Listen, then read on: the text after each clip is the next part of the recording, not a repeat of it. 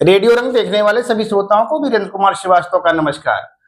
देवरिया स्वास्थ्य दर्पण में आपका स्वागत है। देवरिया स्वास्थ्य दर्पण में हम लेकर के आते हैं अलग अलग विशेषज्ञों की राय और करते हैं उस पर चर्चा। तो आज हमारा एक बहुत ही प्रमुख विषय पर चर्चा होने वाली है और वो चर्चा है रोड दुर्घटनाओं को लेकर के। तो हम चर्चा करेंगे सड़क सुरक्षा पे। तो सड़क सुरक्षा पे आज हमारे मेहमान होंगे ARTO आशुतोष शुक्ला। तो मैं विलंब न करते हुए आशुतोष शुक्ला से आपको भी रूबरू कराता हूँ।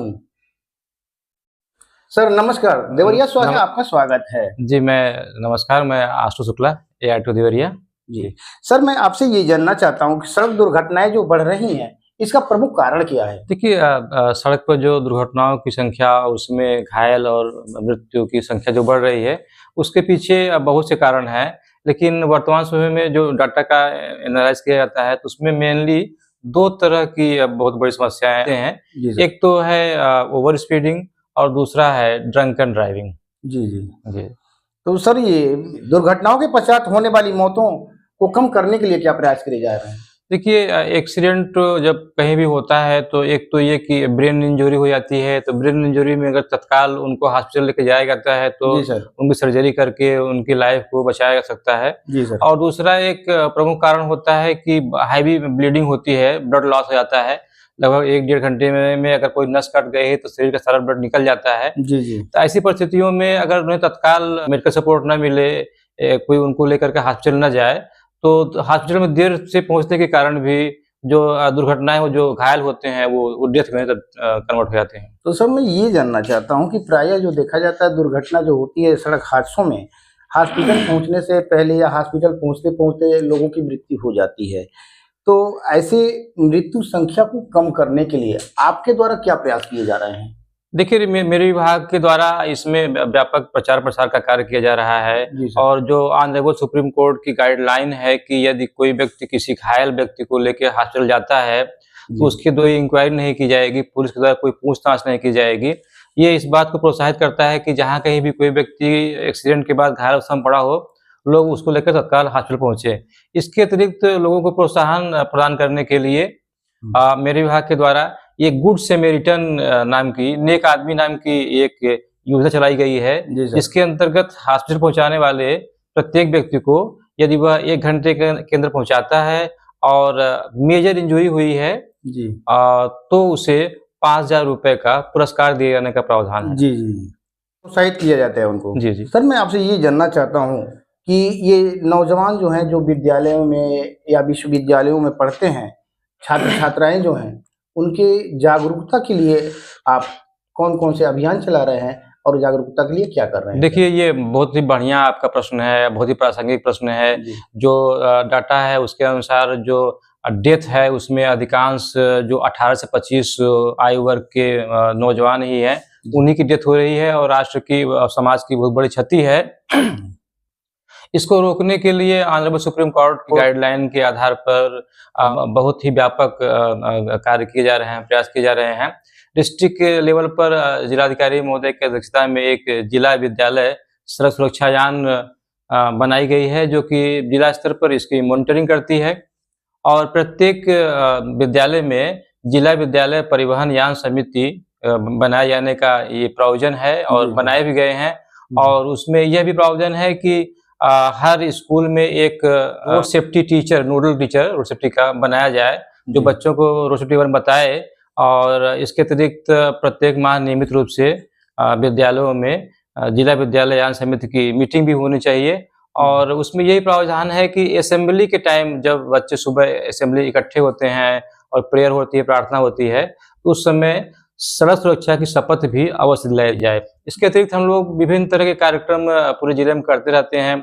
इनमें भाषण प्रतियोगिता है, क्विज प्रतियोगिता है, निबंध प्रतियोगिता है, चित्रलेखन प्रतियोगिता है और शासन द्वारा उन्हें पुरस्कार दिया जाता है। ऑनलाइन धनराशि उनके खाते में भेजी जाती है। इस तरह से व्यापक प्रचार प्रसार के, प्रोत्साहन के हम कार्य कर रहे हैं। नहीं, ये तरीका भी है ये कि अगर बच्चे अगर चाहें तो अपने गार्जियन को हेलमेट लगाने के लिए, सीट बेल्ट लगाने के लिए कर सकते हैं, बाध्य कर सकते हैं। तो इस तरह के जागरूकता अभियान जो है ये बहुत मायने रखते हैं। जी जी जी। सर, मैं आपसे ये जानना चाहता हूँ कि ये गोल्डन आवर क्या होता है? हाँ, बहुत बढ़िया प्रश्न आपका रहा। देखिए, एक्सीडेंट के पश्चात जो 1 घंटे का समय होता है, जी सर। वो किसी भी व्यक्ति के लिए बहुत महत्वपूर्ण होता है और वो वहाँ पर जीवन और मृत्यु का प्रश्न होता है। और अगर उस 1 घंटे के अंदर उस व्यक्ति को बहुत अच्छा ट्रीटमेंट, उपचार मिल जाए, तो उसकी जीवन की रक्षा हो सकती है।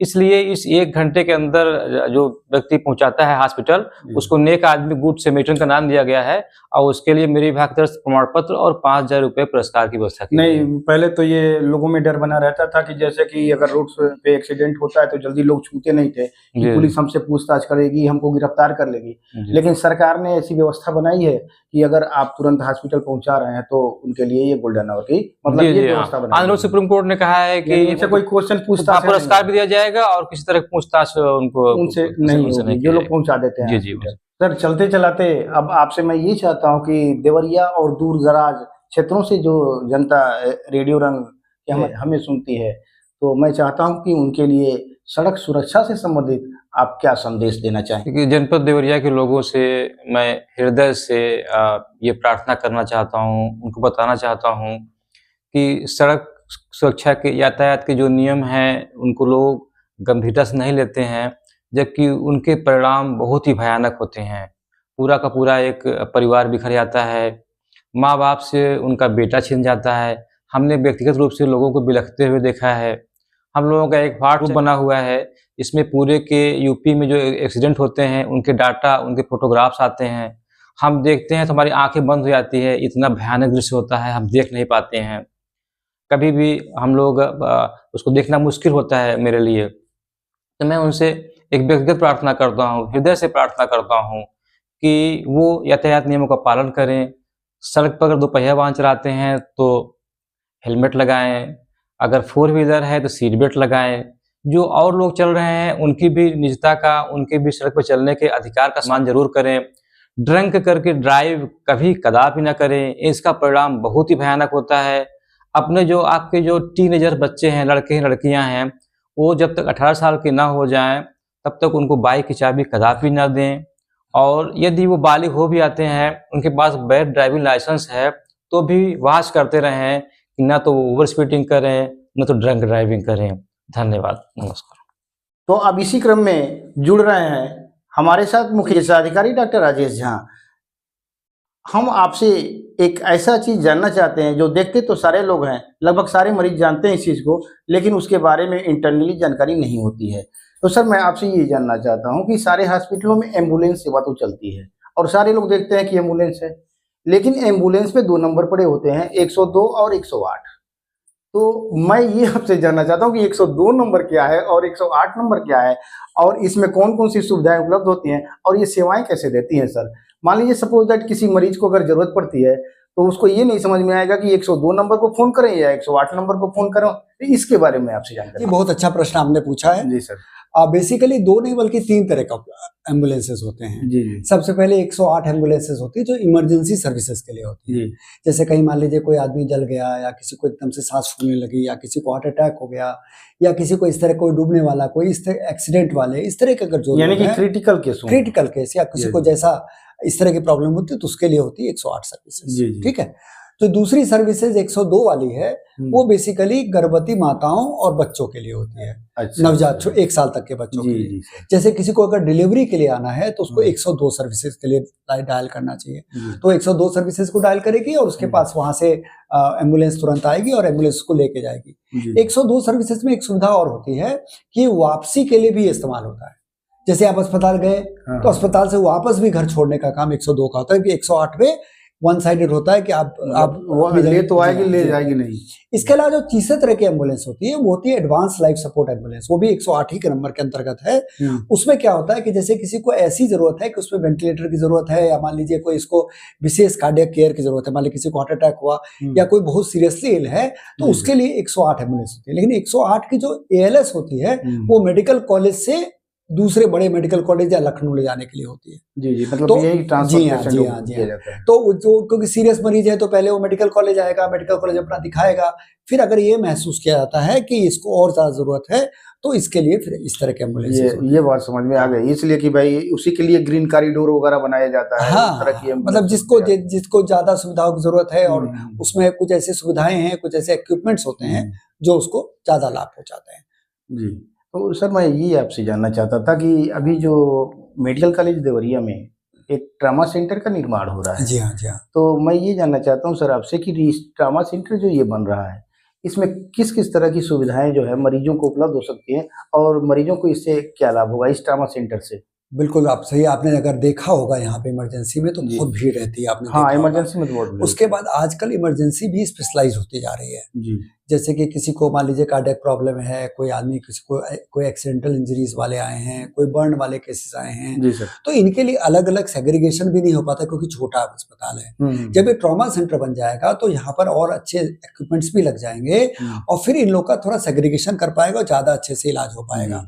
तो अभी लगभग 2-3 महीने में ये हमारा पूरा हो जाएगा और इससे इस क्षेत्र की जनता को बहुत फायदा होगा। आप सब जानते हैं कि मेडिकल कॉलेज में न केवल यूपी के बल्कि आसपास के बिहार के जो जनपद हैं वहां से भी काफी पेशेंट्स आते हैं, जिसके कारण यहाँ बहुत भीड़ रहती है और देवरिया मेडिकल कॉलेज बहुत तेजी से ग्रो कर रहा है।